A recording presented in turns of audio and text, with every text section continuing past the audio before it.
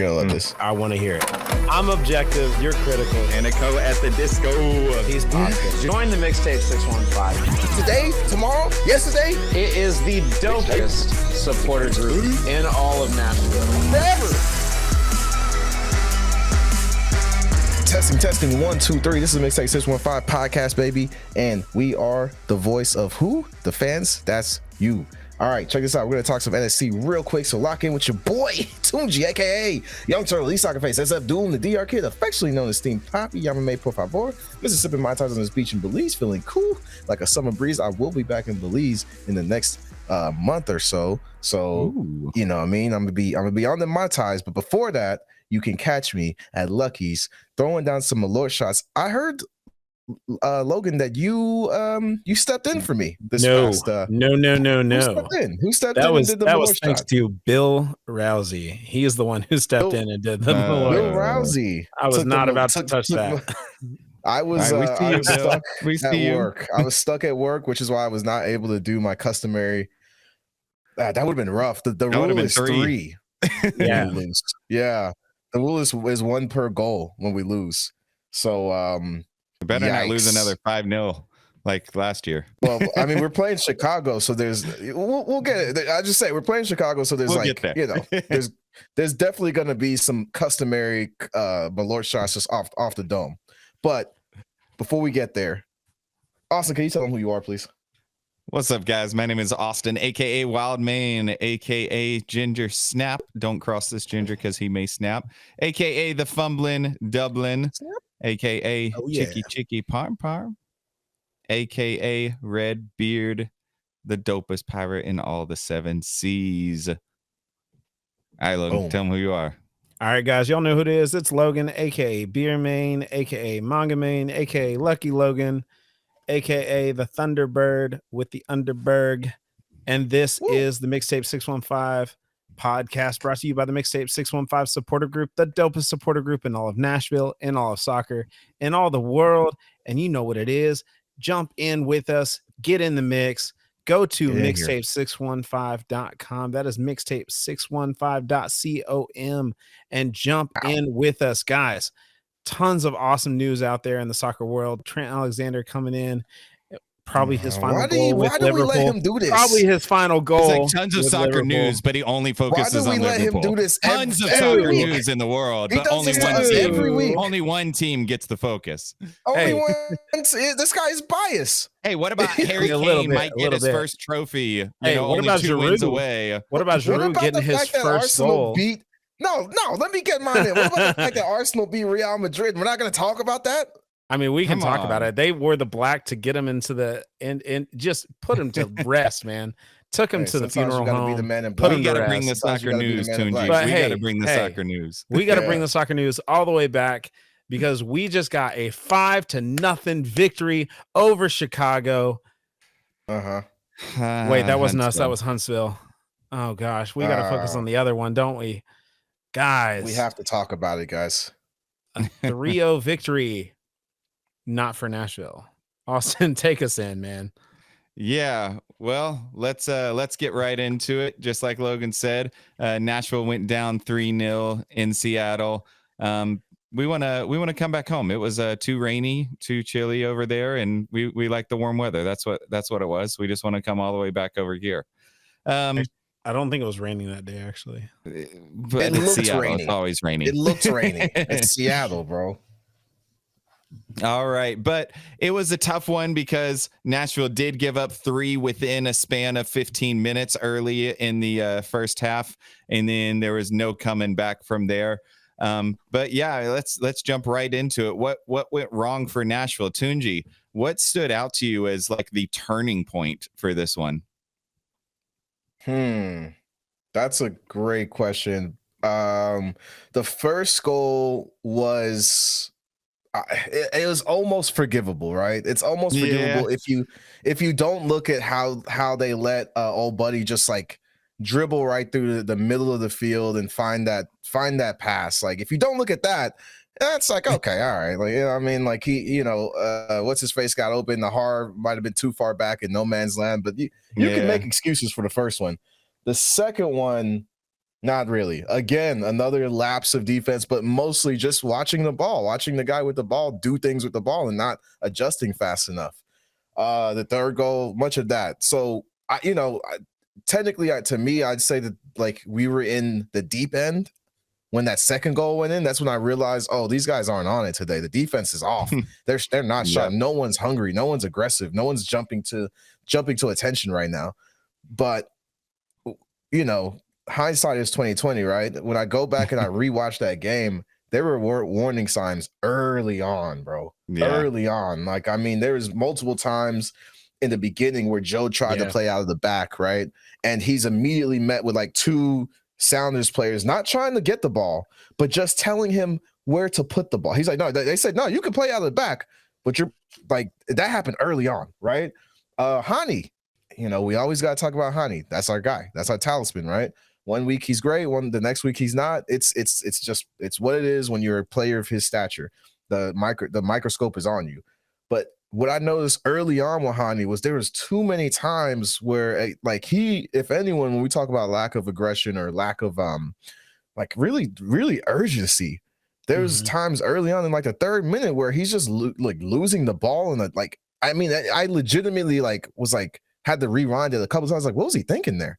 Where he kicks it, he gets the ball taken on we were in our attacking third, right on the right side of the pitch, and he kicks the ball like directly at the defender out of bounds. I can't even, it was just a weird, but again, it showed me a lack of focus. And so early on, when you look back, you see that like, hey, these guys they're not hungry like they were last week. They're not getting after it. And that came back to bite us really quick. Yeah, absolutely. I mean, you talked about the defense in the back line, and I know we talked the Hani on the front end, but after that second goal, I don't know if you noticed, I had to go back and rewatch the whole like lead up to that second goal, because Nahar, it was either the second or the third goal, whichever one came from like the left side when they crossed it to a guy who was just by himself in the box. But Nahar was like all the way at the near post when he's our right back. Like, what are you doing all the way on the left side of the pitch? Exactly. Watch the whole lead up. It wasn't like, oh, we had a corner and people were playing out of position because they had a quick counter. Literally, we had a shot, they picked it up, and the goalie took a while to play it. And he didn't even launch it. He like rolled it. And they played it up from the back. So we had plenty of time to reset, and we were completely out of position. And I think that comes down to a lot of that is the absence of Walker Zimmerman.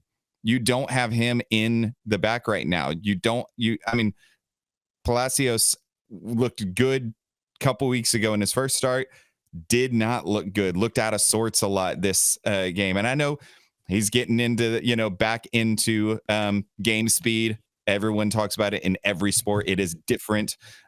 This is only his second start of the season and second start back in the MLS for a while, right? I mean, he had not, and so with that, I don't know what the difference was for him, but he just really looked out of sorts, and our backline just didn't know who they were supposed to be passing it to, how they were supposed to work it up from the back. The midfield kind of looked out of sorts as well. But Logan, I mean, Seattle, we can talk about our backline as much as we want. But Seattle, was this just them being clinical, or did Nashville contribute to their own downfall? Yes. I think the answer is both. It's both and. A resounding yes. I mean, so let's give flowers where flowers are due. Seattle came out strong. They were hungry. They were ready. They just came off their first road win. They had not had one up until that point. They are still towards the middle, kind of bottom middle of the West. So they really had some, proving ground to make up, especially against a team that has done pretty well so far in the East, and has, as Dax McCarty said it, been one of the most exhilarating teams to watch and most exciting teams to watch in the MLS so far in Nashville. So they needed to kind of come out and show what they had. With Nashville, yeah, you saw a lack of leadership, a lack of communication. I mean, there were several times where I'm sitting there going, just speak to each other, guys. Just talk. Somebody shout something. And you even saw Mhm. the They had a frustration out few of huddle BJ. ups. They had a few Nah, huddle ups in that match huddle ups is after it different. was over. Yeah. Was them to, yeah, it was like it was to reset what they Yeah. were doing wrong. I feel like. Huddle ups are there to talk about what had happened, but no communication in the moment. And that was the issue is you have nobody who's leading that out. And yeah, Walker Zimmerman filled that void and has filled that void for us very well. But as a captain, honey, that's your job also. And I understand that you're trying to do that from the front, but you gotta scream backwards at that point. You just got to. You can't just try and play it yourself. And that's part of it is Hani's trying to play it himself. He's trying to take it on his shoulders. That's his go-to. You've got guys who are out of position, just like you mentioned. Annie Nahar being out of position that far was insane. I was pointing that out before that ball went back behind him. I was like, who's marking the man in the back? Who's marking the man in the back? And it just comes in. He's playing that midfield role like he's used to, not playing the right back role like he's supposed to. So there's just a lot that came out of that from both sides. Again, give flowers where they're due. Seattle, you did great. But Nashville, man, step it up. And maybe it's a fluke. Hopefully it's a fluke. Hopefully it's a one-off. We dust it off and keep going. I mean, let's not forget we are still sitting at 6 in the table. We're not, it's not like we just dropped a ton. There are some positives that we can look at. I know it's hard to look at from a 3-0 loss what the positives are. But you know, it was a tough one, but there are always silver linings. That's kind of what I'm getting at. So Tunji, was there a player who impressed you despite the results, or were there any players like what were those silver linings in this match? Yazbek. Yazbek was great all match. You know what I'm saying? Yeah. Like, I mean, like if you just look at his stats, I mean, the guy ran like 8 points. He was the only one that my biggest problem with this match was from on almost like on every level outside of goalkeeper, right? There was a lack of urgency. It felt like there was this, like, you know, these guys were just like, I'm like, you guys, like, is there a hangover here? Is there a time difference that we're trying to make up for from Nashville to Seattle? Like, what is going on? You know, like it felt like from last week that they took the foot off the gas, but it didn't feel that way with Yazbek. He was everywhere. I mean, he was the one that was trying to cover for Nahar whenever he was out of position. He was running all the way back trying to mark that man. And he shouldn't have to do that. But like it, you know, that's well, I mean, you shouldn't have to do it, but that's what makes you guys a team. Like you should be able to cover. But like when you have to get pulled out of position like that to cover up, then there's always, it's just now you're just playing a game of trying to patch the holes, right? Find out where the leak is, and all of a sudden, you know, it didn't take too long for Seattle to figure out where the leak was with Nashville, and they exploited it like 3 times in 15 minutes. You know, a lot of those goals were just, they're playing asleep. Yeah, they're playing with like they're asleep right now. We can just catch them with, you know, easy switch the field and boom, you know.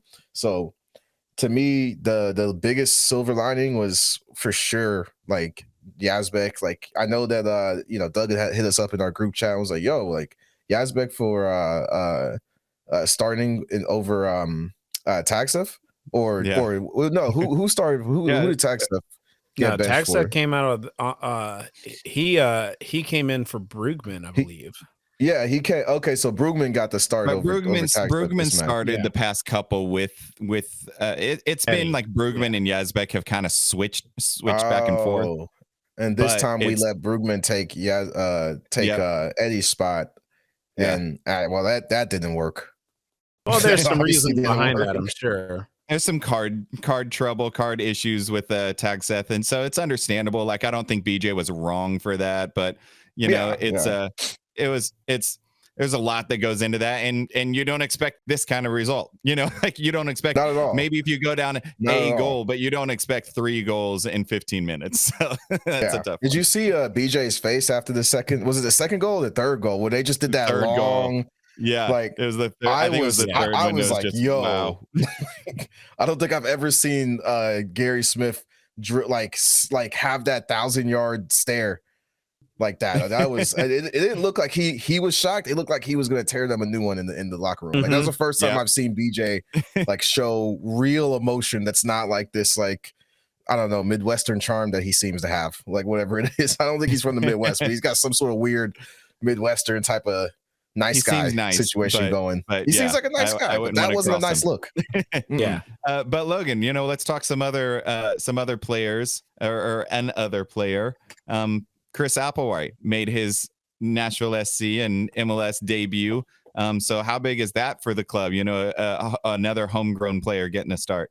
I mean, or not a start, a play, debut. Debut. I'm excited. I mean, we had Isaiah Jones's one, which is huge last year, and now we've got Chris Applewhite this year, who's made a pretty good contribution on that short debut, even though we were kind of already sitting back in the weeds. But I think it's important for him to get that under his belt, especially with times going into Open Cup with our midfield and defense kind of needing some of those switch outs, that time of relief, especially going into tournament season coming up. That's huge. I mean, it really is. He did well. Proud of the way he played. He had a couple touches on the ball that were really solid. Great passes, was very key in that regards to keep possession on Nashville's side.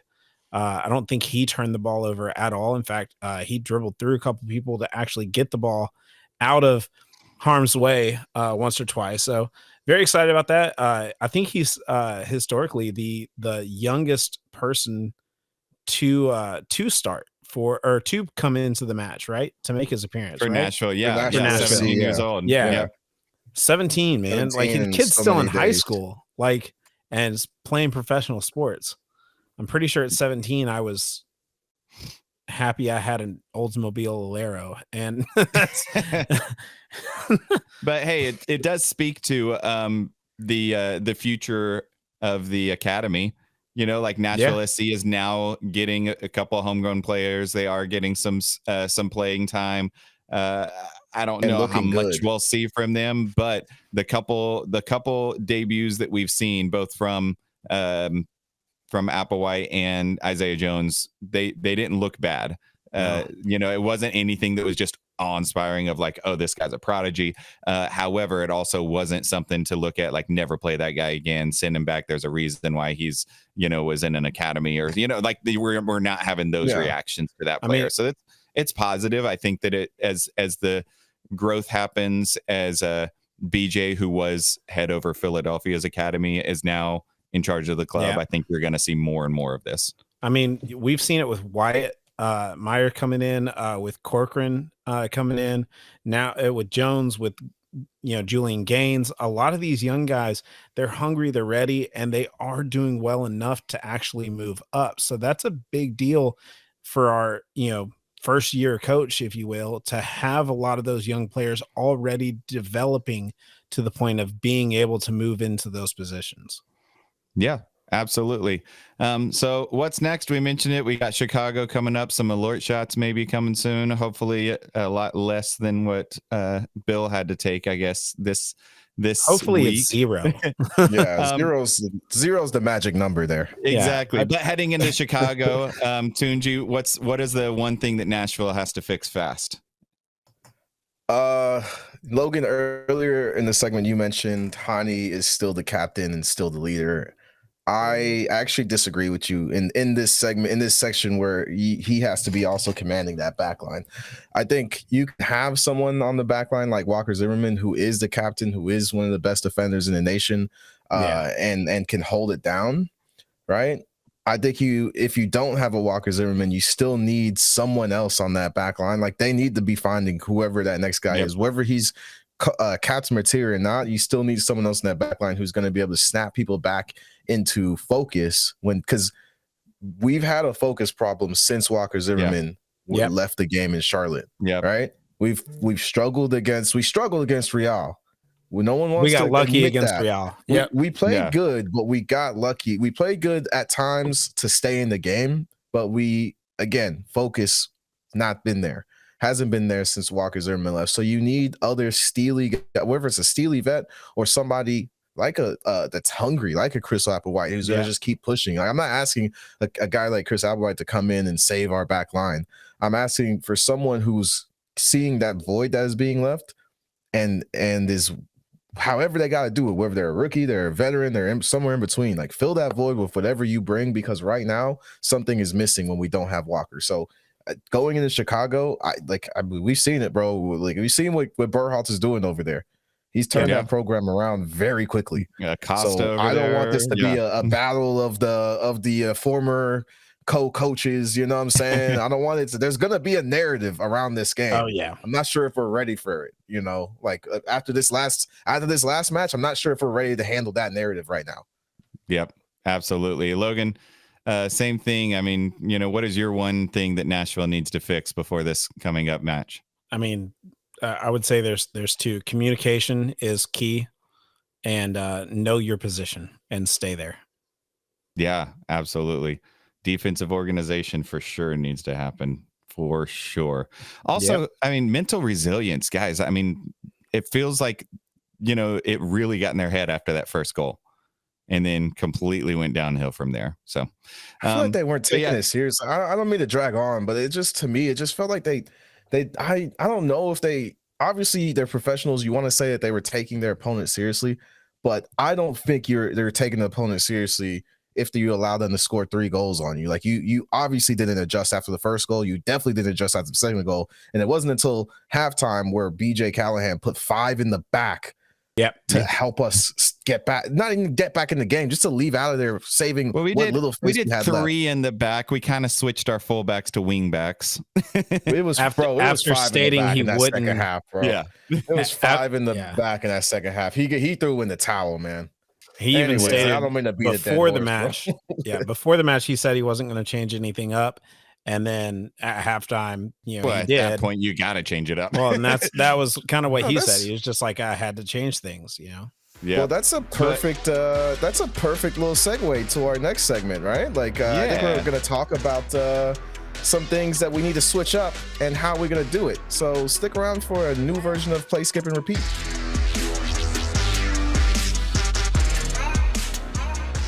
Are you tired of neck or back pain? Maybe it's shoulder pain or headaches get in the way of your busy life. Well, Christ Chiropractic is right here in Franklin, Tennessee, and they've been helping families and professionals live their best life for over 25 years. They specialize in spinal decompression therapy and chiropractic adjustments that are there to tackle the pain and get down to the root cause without drugs, without surgery. So whether it's stress from work or chasing your kids around, they have got you covered. Visit ChristChiropractic.com. That's CRIST chiropractic.com to schedule your appointment and take the first step toward living a pain-free life.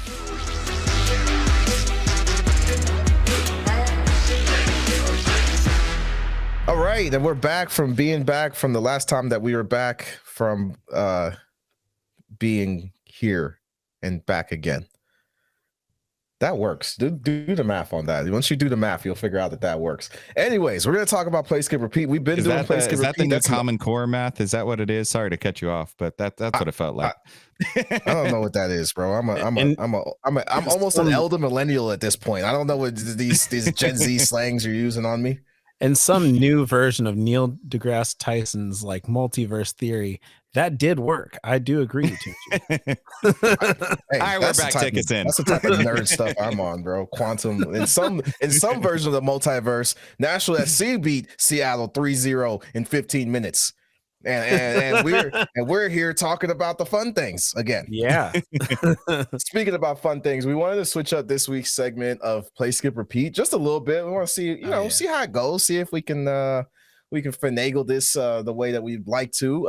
It's fun to switch things up, which is, I think, what Nashville should have done much earlier against Seattle than the halftime. But here we go. We're gonna do Play, Skip, Repeat. Instead of each one of us going through our play, skips, and repeats, I'm going to ask these two wonderful gentlemen here. Do the Vanessa White hands, please. Is that her name? Yeah, there you go. We're gonna have these two. Vanna White. I don't know some of these people's names, bro. I'm going to ask them a question, and they're gonna tell me which they would choose, whether it's a play, something that they want. Obviously, think is something that we can do, something that's possible for us that they want to see. Whether the question that I asked for them is a skip, meaning no, hate it, don't ever want to do that again, don't ever do it, not for me, or a repeat, something that they think we're solid at, and that there's no change that needs to happen there. It can happen again. So I'm gonna start off with Logan. Let's do it, bro. All right, man. We talked about it a little bit right? In the previous segment. I want to know from you. This is gonna be a tough one. With all that we know about Eddie going into this game, right? Logging minutes. He's been doing almost full 90s the whole season. Running almost. marathons. Yeah. Running marathons, evolving into the final stage Charizard, you know what I'm saying? The way he operates, and him being in card trouble. Was BJ's goal of giving him a little bit rest mentally and physically and bringing him off the bench in the second half? Was that a skip or a repeat for you? Or if you have a play, give me your play. Like, what would you think would have been better to do? I mean, honestly, I'm on repeat with that one. I think it's smart. I think it was a good decision. We have a good, solid midfield that should have been prepared for this match. In Yazbek, we've got tons of them, but like Yazbek should have been prepared for this. Brugman should have been prepared for this. Easily with the card trouble, with the amount of like time on the legs, the amount of wear and tear we're putting on his boots right now. I do agree that was a solid choice. It was a smart choice. Yeah. I mean, I think this is what they did in the offseason. They didn't, I'm not sure if they brought in Eddie thinking that he was going to be as pivotal for, as pivotal for this team as he's been. Like, we all thought it was a good signing, but it turned out it was a great signing within, and we know that now within 9 games. So yeah. I think, it's the right move to give him that rest. I might have said that 3-0, I might have said, bro, just sit the whole match. You're good, bro. Take the time, man. But obviously you don't want him to get too cold. I don't think you have to worry about that with a guy like Eddie, though. All right, Austin, I got one for you, man. You know me. I stay on the Reddits. I stay on the Facebooks. I stay in the Discords. I'm in there. You'll never know who I am. You'll never know. I've stayed away from X. It's not been a good place lately. You might have to switch to Blue Sky, bro. I've been holding off, but I might have to do it, man. Yeah, I might have to do it. And he's about to join new social medias. Yippee! All right, here's your question. Play, skip, or repeat. Joe Willis in goal for Chicago. This is again. I don't have no problem with Joe. I don't want to repeat what we just saw because that first goal was it was like kind of a redirect, like weird flick, but it was also a weak shot that he got his hands on. It was a weak shot that he got his hands on. Are we getting him NFL wide receiver? No. Like, I'm just privileges now. If it touches your hands, you gotta catch it. Is that the same here's thing? the thing. He touched it with the back of his glove. Here, I'm saying I don't want a repeat of that performance. I am still a play. How bad was for Joe Willis's performance to you? This is the real question here. How bad was Joe Willis's performance to you? Not as bad as the score entailed. The score, I think, was more indicative of the defensive positioning. It wasn't as bad as the. I'm just saying that initial goal, I would like to have seen a little more from Joe, but I'm not putting this loss on Joe. So yeah, I think a play. I think you still play Joe Willis because honestly, right now, who else is there? And we haven't seen enough from Valdez. The only other person we've seen decent minutes from on our roster, Huntsville and Nashville SC, is a guy that we actually had on the podcast, Eric Latta. He's started 3 matches for Huntsville, but other than that, we're not seeing minutes from anyone else. So I don't really have a lot to go off of. Of what we want to see. Who would we replace Joe with at this point? And I don't know if there is one right now. That's a possible concern that I will stuff in the back of my head to worry about when I hit the pillow tonight. Logan. Is Hani keeping the captain armband for Chicago? Play, skip, or repeat? Oh man, I've seen this one on the Reddit too. it's a regrettable repeat. There's not another person right Harsh now. words. Here's the thing. I'm not saying that I want it. I'm saying that it's gonna happen whether Who else we do you want give it it or to? not. Who else do you give Exactly. it to if you don't want it? That's the question. The problem is that we need Hani to actually step up as a communication leader in that regards. The whole point of being the captain is to communicate that to the team, is to lead out the team. You've got to be the voice, the heart, the head knowledge. You cannot react the way that he has in the emotional side of the game. Now, I understand he is a competitor. He wants to win. He wants to score, and more power to you. But you have to play the control side of the game as well with your teammates. And we So need here's to the see thing, more of though. that Like, leadership from him.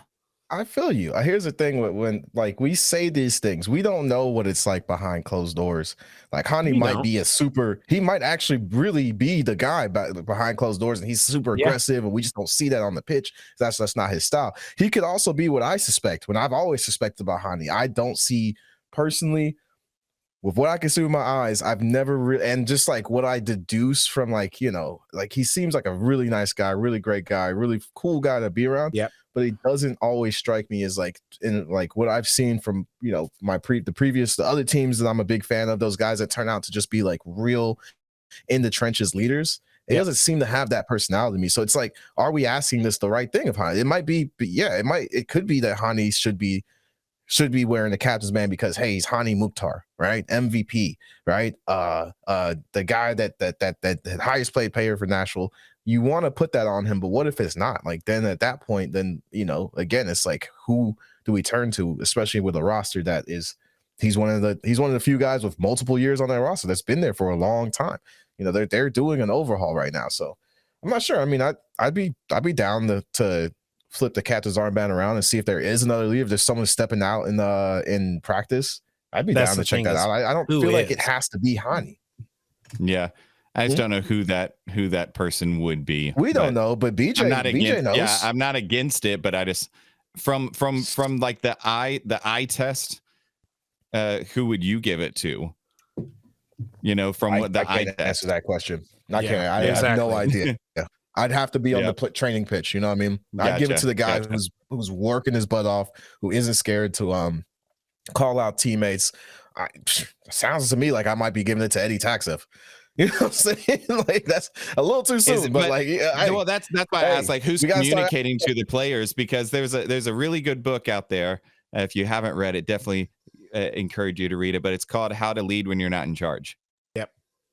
And so that's what I want to see. That's what I want to see. Is that a Gladwell book? Malcolm Gladwell? I don't remember who wrote it, but that's what I want to see is who is leading when they don't have the armband. That's who I want to give the armband to. But I don't know if I've seen it yet. But anyways. Well, here's another player that I got a question for, Austin. I'm glad that you brought that up. Should Ahmed Kassem be the starting again based off of this performance? Based off of just this performance, should Ahmed Kassem keep it starting? Just based off of this past performance against Seattle, should he keep it starting? He didn't look too good, but he didn't look too great, and he definitely looked lackadaisical. Yeah, that's exactly what it is I've seen him when things don't go his way, it looks like he quits. Yep. And it's really frustrating because you see the talent that is there.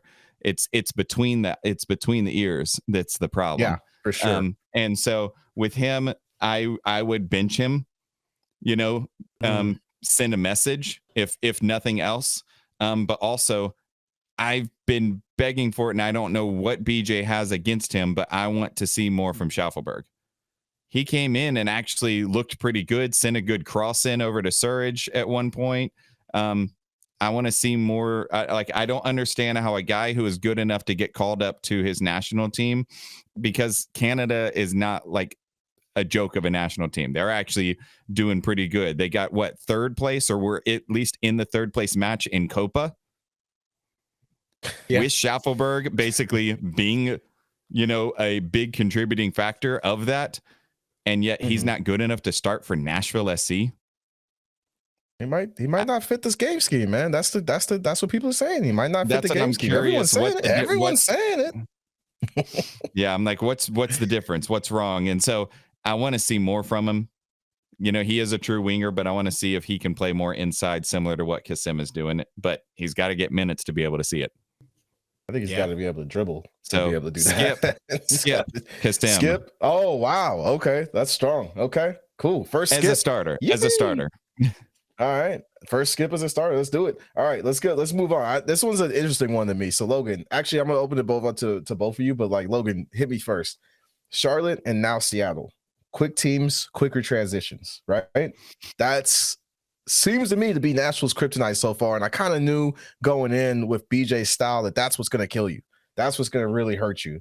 These teams who can really switch the field of play on you, and punish you on your aggression, on those overloads when you try and overload the field to keep control of the ball. Do you think the current Nashville can handle these teams as is, and this is just like growing pains? We still haven't grown into this new system, or is this, what is this? Is this a skip? Is this a play? This could be any of it. Repeat. What do you think? Nashville's current system. Are we always going to, with this system that we're running and these guys, are we always going to be weak against teams that play like Charlotte and Seattle, especially the way Seattle played this last match? So we are slow on the ball this year, slow to start rather. Strong finishes in a lot of regards, but slow to start on the front foot, and that can really be a hard play on that. It can be hard to play from your back foot, if you will, against teams that are quicker, that can put a ball over the top. Yeah, BJ is more attack minded than we have been in the past. With that being the case, our defense is pulled a lot closer to our attack side. So when there are high counters and counters over the top, it is punishing us. So I think some of it is just making adjustments, trying to figure out where those adjustments are. I'm not really sure what I could call here. Is it a play, a skip, or repeat? I think currently it's just the play that we're in.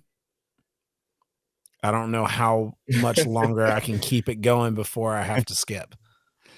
I mean, Logan said it. We're starting off slow. It's the 6th time that we've conceded first. Yep.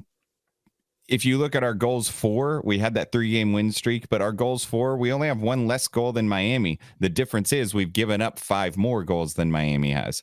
Yeah. That's why they're sitting 3rd. We're sitting 6th. So it's not the fact that we can't put the ball in the net. It's the fact that we're playing from behind, and the only way to get back even level is to put the ball in the net. If we can get on the attack quicker and we can get the ball in the net first, it settles down the players. It settles down those nerves. And I think that you can defend the counterattack a little bit better because you're not also trying to press for that goal. We got behind on Charlotte, and then we had to try to press we actually got ahead on Charlotte, right? We were up 1-0. Yeah. But then we lost Walker. That was the difference, I think. One of the biggest difference, because then they started that big over the top counterattack, and we got caught on the heels. But I think that once you get that first goal, the players are a little bit more settled. They don't have the nerves that are hitting as hard. They don't have the eagerness or the frustration when they're not getting the ball in the net because you're playing with a lead. It completely changes the game. And so this scheme that BJ has, I think, can work if the players can execute it earlier. And if that's BJ doing something wrong, then he needs to address that, recognize it, and address it. If it's the players just not catching up to the scheme yet, then hopefully they can catch up soon. Sounds like a repeat. Is this a repeat? Just keep rocking with BJ's scheme? I think so. I think repeat, because we're still sitting at 6. We still had the best 5-game start in our MLS history. And I think that we've scored more goals at this point than we have in any of Gary Smith's starts of the year. So yeah, we were averaging a goal against us per game until this game. right? Like this was out of left field for us. So Yeah. I think it's gonna happen. I think it's gonna happen. You're gonna have certain matches like this. I think it's gonna happen less when you've got guys who are more. I mean, bro, there are times where I'm like, oh man, I realized Andy Nahar was an older gentleman like myself, bro. Mm-hmm. Where like, you know what I mean? Like you could just see it in the way he had to switch his hips, and I was like, oh my gosh, bro, they got you, bro. Yeah, he touched grass a couple times. It's like, you know, age is starting to show. So it's one of these things where I'm like, I don't know. I trust the system still, even though it gets massacred against teams like this. I think you have to upgrade some of the parts. If it gets quicker guys at the back on the back line to be able to handle that. And guys like Andy Nahar, great at containing, great at getting the ball forward. Maybe not so great at recovering when they get. I mean, you know, happens with age. Happens to the best of us. All right, last one here. We talked about, Austin, you just talked about us not being able to score, right? Or needing to score to win games to like this. Obviously, needing to be able to score more.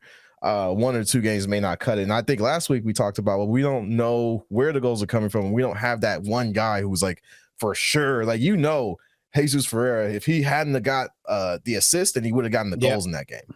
You know what I'm saying? Like, we know Jesus Ferreira is going to score. That's what he does. Now, whether that's just for a season or two, like, he's marked down as a scorer in this league. Do you think, you know, speaking of some of the young guys we've talked about, do you think that Nashville in games like this, do we need guys who that's all their job is? I mean, I'm not saying that we pull Woobs back at the end of the year, not yet. But we know what he does. Woobs Pasillas gets in that box, and it's a goal. There's no question of, you know, a lot of people are still doubting Sam Surge's ability to score, like ability to put the ball in the back of the net. I don't think I'm doubting that with I'm not gonna say a guy like Woobens, but people that fit the role that Woobens Pasillas can fit. Is that where we're at this point to keep BJ Callahan's system as? I mean, is that a play is what I'm asking you. Find that guy. I think that we already have a play. So I mean, we can say a repeat, you know, because Sam Surridge had so many chances in this match.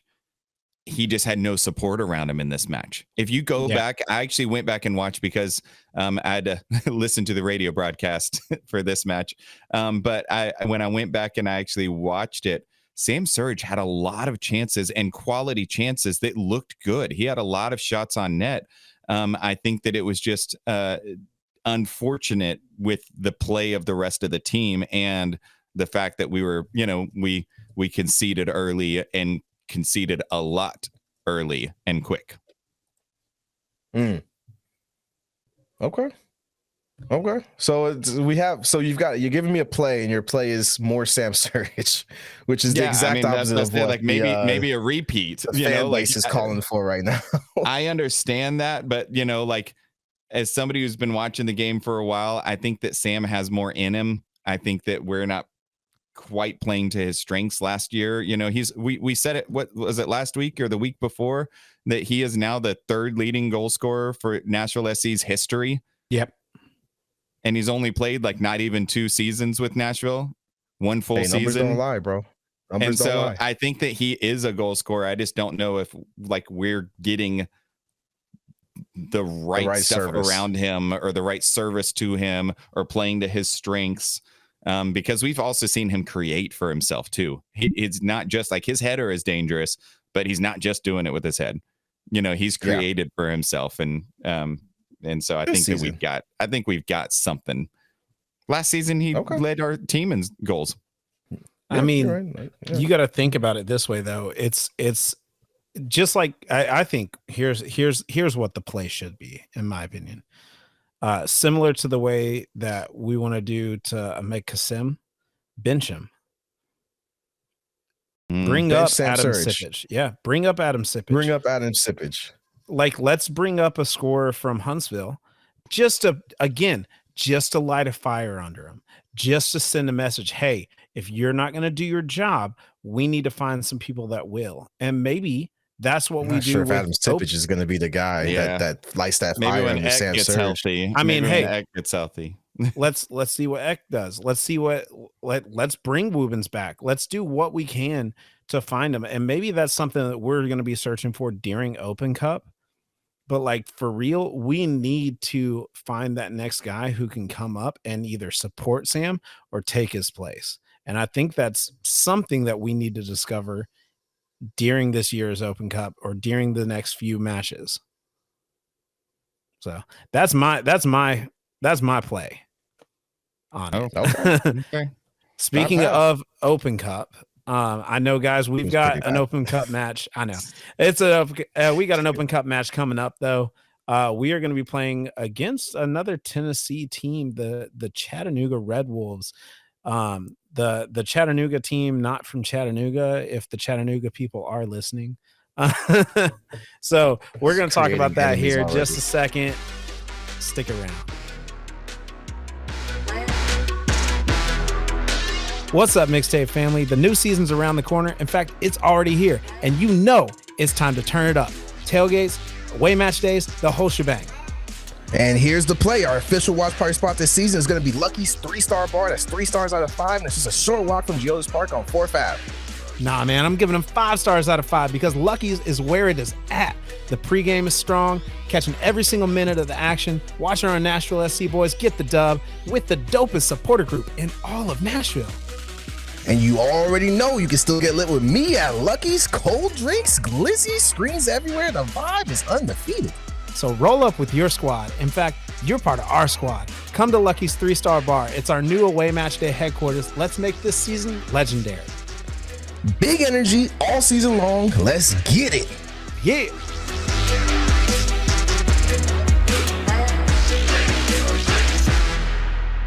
All right, everybody, we are back. We're going to talk a little bit about Open Cup. I know we've got 1 or 2 matches between us and the Open Cup. Open Cup match, I believe, is May 7th against the Chattanooga Red Wolves. But, guys, Chattanooga Red Wolves just won a banger of a derby in Chattanooga against Chattanooga FC, Austin's old team. So Austin, I gotta ask, are you rooting for Nashville more just because Chattanooga Red Wolves beat them, or do you kind of like the fact that there was a little bit of a derby? It's the first time they played against each other. No, because Chattanooga is blue. It's not red.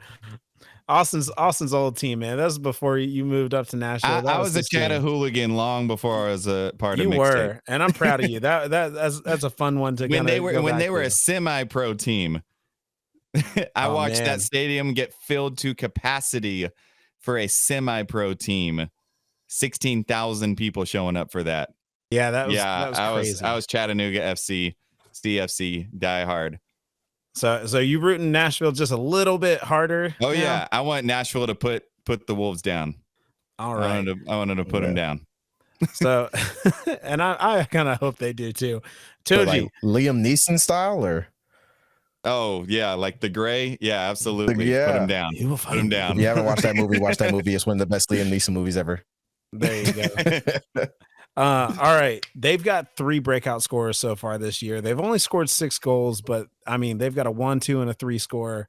Their leading goal scorers out of their midfield. It's kind of crazy. Or one of their leading goal scorers is out of their midfield. It's kind of crazy. Omar Hernandez actually grew up in the Cincinnati or in the Chattanooga FC Academy that they have. Do you think that these 3 goal scorers in Matthew Bentley, Ford, Zahir Vasquez, a Ford who came through the Central Valley Fuego FC teams, or Omar Hernandez, who also played with DC United's Jose Kajima in Wake Forest? Do you think these guys are serious guys to or guys that we should take seriously, or do you think they could not get a role in the MLS, so they had to go USL 1? I mean, they're League One. It's the 3rd tier of the USL. It's not even like the top I don't know, Tunji. What do you think? Are we underestimating them if we're just kind of overlooking that, glossing over it, or do you think this is a chance for them to shine? I mean, I think one, yes, for sure. It's definitely, just look at exactly what Austin just said. Like, it's like they're very low on the American unofficial soccer pyramid, right? But like they're the ones that have something to prove. But here's the thing: with Nashville SC, Nashville SC right now, we're not like a consistent team, not consistent enough to my liking, right? So on Nashville side, they have to take them seriously. They have to take every opponent seriously, whether it's the Chattanooga Red Wolves or the weekend league that I play in. Like, you know what I mean? Like, they have to show at this point that who they're trying to be, they are who they're trying to be. So beating teams like the Red Wolves, right? I don't care, bro, who you got out there. Honestly, we should be like, whoever is their best player, man mark him. Like, shut him down. Make sure he doesn't get off, because this is a team that Nashville on paper is supposed to beat. Obviously, the Red Wolves were supposed to be Las Vegas, or not supposed to be Las Vegas, and they won. Yeah. So they're showing right now, look, they're not doing well in league play. I think they just got their first win like 3 days ago. Yep. Right? They got their, like they only have, it's technically their second win, right? Yeah, they have 3 draws. They've got they've got 2 ties. They have 3 draws, 1 loss, and one win. And their win actually came with Vasquez scoring his first solo goal. But it was a breakout goal, and it was a solid shot in the 52nd minute. I went back and watched it, man. Like, these guys are, there's some wild plays that they can come up with, you know, almost that backyard soccer that they're playing. You know what makes me mad? I'm going back to it. Chattanooga FC lost to a player that they brought up in their academy. The player that scored against them. It's a dirty game, bro. The player that scored against them came up in the Chattanooga FC academy. Again, to be fair, he also did play at Wake Forest. Wake Forest being one of the best soccer schools in the nation right now. So we gotta give him his flowers on that side too. That's like the Atlanta Braves still calling themselves Atlanta. They're Cobb County Braves. Chattanooga. I lived in Eastridge. I know that's not Chattanooga. So Austin, that's where the Red Wolves play. I'll start with you over here too. Now, this is historically a time where MLS teams will bring some of their academy players up. They'll bring some of their MLS Next Pro teams up. They have a chance to call up several different players due to it being an extra tournament within the regular season. That being the case, who is your number 1 pick to bring up for Open Cup? Eric Latta. I'd love to see him. I think it'd be awesome to actually have him up here. And he's been playing great. But he's been playing well. He's been playing well. He's allowed a goal per game. But in being realistic, seeing an Adam Sipich like finally get some minutes with the senior team, seeing him do something, looking at guys like if Maximus Eck gets healthy, you know, what does that look like? Wyatt Mayer, you know, there are a couple guys that I could look at that have gotten some time with the senior team as far as training goes, but want to see some more minutes from. But honestly, like, I think that they're going to roll through this. But just as Tunji was saying, you can't overlook any opponent in this tournament. And I think, you know, I would like to see them make another cup run. Last cup run being Leagues Cup.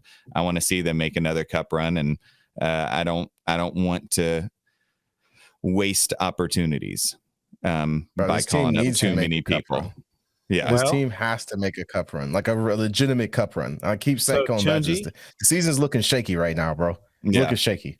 So, Tunji, are you bringing anybody up from Huntsville? I mean, like you said, I mean, Latta's good. Eric Latta's good, but it's him making the Open Cup run. I just think there's guys ahead of him that probably would be if you're gonna bring in back up for Joe. Yeah, Schweik, like you want to. I would give Schweik the start over lot just for right now. Yeah, just because it seems like he's a little bit more ready. I personally, I think Applewhite is a given. Right, Chris Applewhite is a given. He's got to make that roster. Like, I mean, from what all the talk we've heard about him in the offseason, during the season now, and then seeing him make his first start as the youngest player, there's a lot of confidence in that young man right now. Yeah. So why not I think, like I said, I think it's a given that you give him, that you put him in on this roster. I'd take a flyer on what's his name? The Carmichael guy, Kevin Carr. Is that his name? Kevin Carmichael? Kevin Carmichael? Yeah, the defender. I mean, yeah, number 20. Yeah, Huntsville. Yeah, I took a flyer on him, man. I mean, he's been solid through the season so far. He had a goal of the match week, so if you want to continue this trend we have of unlikely defenders scoring, this guy had a goal of the match week. So I'm just saying, I think just because of his poise that he's had and the results that I've seen so far, I'd take a flyer on him and Applewhite. And given that we might be dealing with, we don't know what we're dealing with on our back line yet. It looked very bad in this last match. Yeah, maybe go into the Open Cup and see what these younger guys have. That's what I would do. Okay. So Austin, where do you think BJ should put his focus? Last question. Should it be regular season? Should it be Open Cup? Should it kind of be split between the two? What are your thoughts? Right now, I think you take it one game at a time. You put your focus on the game at hand, the match at hand. I know that's the cop out. But if you don't make this Open Cup run, you can't take your focus away because we are still sitting 6th in the table. We don't want to drop. Yeah. But also, if there are opportunities there to make a cup run, that's when you start looking. I don't think right now against a USL League 3 team is when you put all your eggs in one basket. League 1. Well, League 1, Tier 3. They're second tier in USL.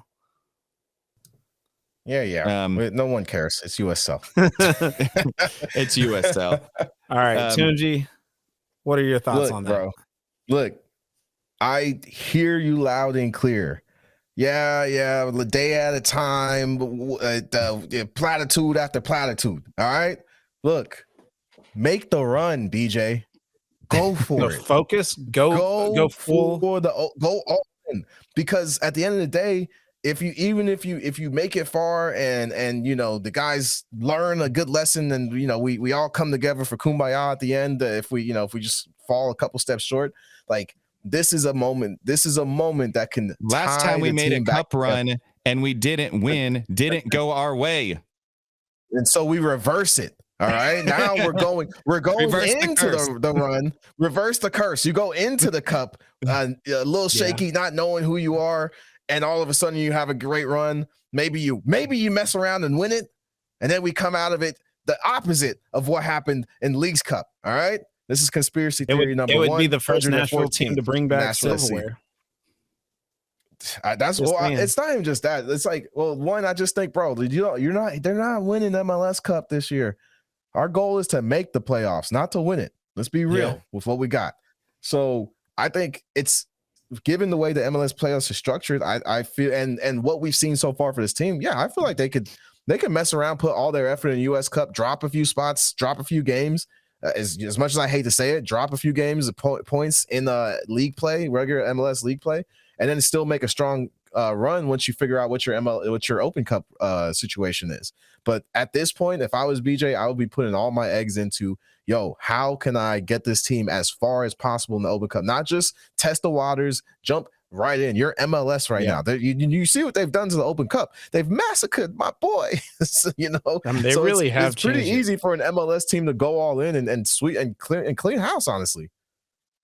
Well, let's see what they do. Again, that's coming up May 7th. But before that, we have an April 26th match up against Chicago. We got to go there. They got to come here. We got to go into Geodis and take back our house. We need to actually protect our house, bring it to fruition, and bring back the confidence in the team. Austin, talk to us a little bit. Let's go out, get us to that place. Absolutely. Y'all want to show up? We're going to be having some fun pre-match. Y'all want to come hang out with us, and then bring the energy, bring the vibes. We got to, we talked about this a lot last season. We want to bring the energy up in the stadium so that the team can also bring the energy up on the pitch. So show up, show out, guys. But we are going to wrap another episode of Mixtape 615 podcast. So big love to all of you guys for showing up here on the pod, listening. We could not do this without you guys. Also, a man that we can't give enough love to, our man, our ace producer, Doug Branson. He is our MVP in our hearts. We give him the golden boot every week. Sometimes he feels like he wants to maybe give us the boot in a different way, but he keeps us going. Don't forget, stay connected, guys. Hit us up at mixtape615.com. You can see all of the merch. Logan Merchmain is showing us on here. He's rocking it. We've got a new new API outfit or shirt. The API right? shirt for API night. Definitely get it before May 10th.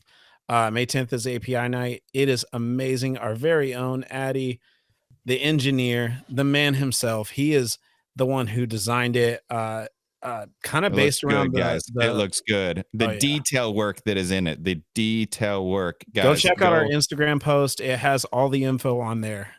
Yeah. Speaking of, hit us up on Instagram, Facebook, X. You can find us at Mixtape615, and for all of our video content, you can find us on YouTube at Mixtape615 Pod. But guys, keep it real, keep it vibing. Until next episode, Mixtape615 is signing off.